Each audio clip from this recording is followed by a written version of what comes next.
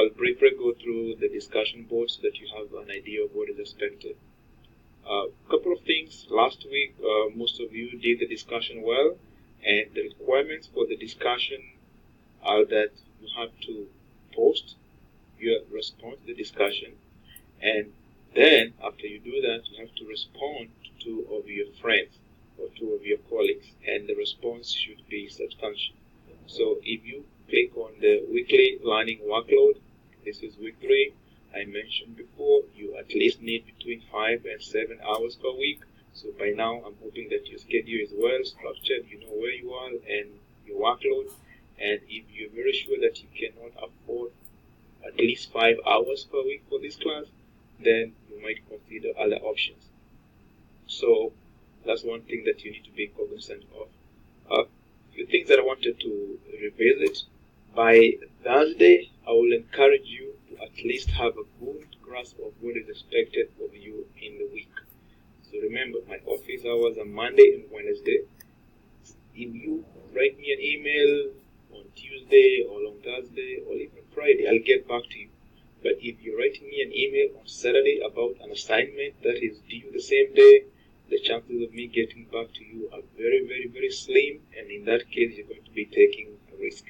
So what I say is, by Thursday, make sure that you're aware of what is expected of you. If you have any issues, you can send me an email, and then we'll have enough time to go through the issues. A few more resources that I've added for you is, if you go to the discussion, click on that link for the discussion. I have what I'm calling the FAQs, the frequently asked questions. And like I mentioned, here you can post any question that you think your colleagues or your friends might be able to answer, or they might be going through the same issue. Like for instance, somebody posted a question about the questions for the quiz, and I think there are 15 questions, and you have 18 minutes. So I waited for most of you to respond to this answer, and I didn't see any answer coming through. So what I said is, you can post any question that you have for your colleagues here, and I'll wait for a couple of days before I respond. Here you can communicate with your colleagues. I'm not going to be grading this forum, so you can use this forum to share with your fellow students with the reading assignments for this week, watch a number of videos, so initiating process, planning, executing, monitoring, closing. So this is actually where the discussion for this week is going to be based on. So what I'll do is I'll click down here and I come on the discussion, and the discussion simply saying a process, the series of actions directed towards a particular result, project, blah, blah, blah, all the way to the end. So we have these 5 process groups in project management. Now you can mark the main activities of each process group into the 10 knowledge areas in the theme book guide. Now this information is found in the PowerPoint slide for this week. And how do you get that information? So this is the summary, and remember I said don't use this as the only source of information for your class. This should be used as a summary. When you read the chapter, you can come back here and use this when you're preparing for the quiz or when you're preparing for the exam. So we talk about what is a process, is a series of actions directed towards a particular result. Then we have the 5 process groups right here. And then this gives you, in terms of time, how much time the project manager spend on each process group. And you can see executing is where they spend most of their time. Then they'll go into more details about what we call the alpha project managers and the general project managers. So you can see for the alpha, they spend more time in the what? In the alpha, they spend more time in the, less time in the executing, because they're spending more time in the planning. So if you spend more time during the planning, you'll spend less time during the executing, because you're saying that your plan is well done and you have laid down all the requirements. So planning is very, very important, and it's the same thing that you should be doing when you're working on your assignments. Make sure that you do good planning, so when it comes time for you to execute, it's going to take you less time. So in terms of mapping those 5 process groups into the 10 knowledge areas, and remember when you look at the description of project management, we say it's the application of tools, knowledge, and skills. So the knowledge, we have 10 knowledge areas in project management. And these are what you're calling the 10 knowledge areas: project integration management, scope management, time management, cost, quality, human resource, communications, risk, procurement, and stakeholders. So these are the 10 knowledge areas, and these are the 5 process groups. Then we have the activities in each of these. You can also get this information. You can get this information on the process project management 10 knowledge areas by clicking on this link through here, and this will open these 2 documents, and you can click on the one for the PDF.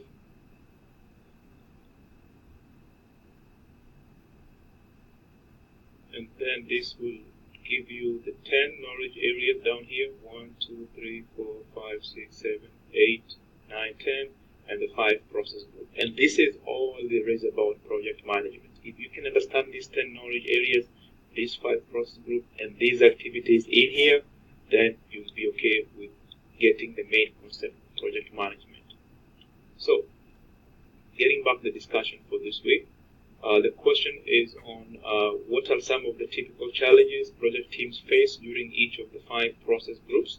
So you pick any process group and then you name at least 3 challenges in the process group.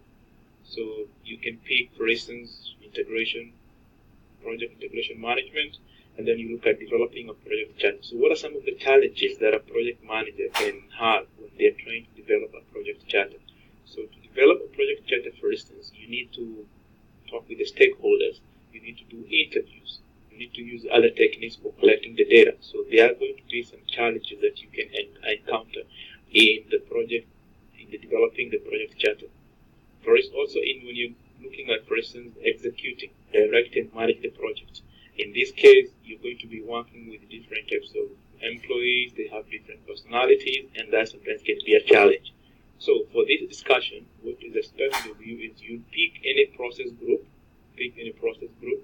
and then you give me at least 3 challenges that you think the project manager might face. Now, I'm saying that you can frame your discussion based on the project described in one of the feature boxes in this chapter.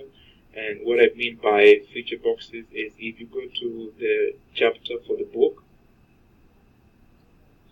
I'm hoping you have the book. So this is chapter 3. And we have, like, for instance, in this case here, click on that, and they'll explain to you some information about this case, and then you keep reading a little bit, you'll come to chapter 3, and they have some, so this is during the pre-initiation, determine the scope, time, and cost for the project, identify the project scope. So these are the activities that you do before you start working on a project.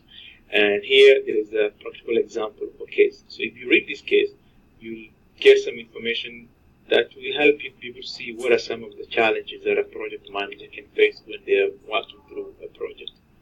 Okay, so that's an example when I say you can get information from here based on the case. Another place that you can get information about how to go answering this discussion board is if you go through the link for the PMI.